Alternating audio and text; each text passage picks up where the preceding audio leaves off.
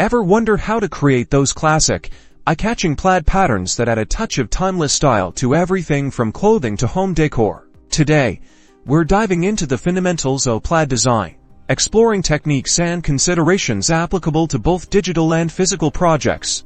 So buckle up. First, the foundation, the grid. Whether you're using a computer program or graph paper, start by establishing a symmetrical grid.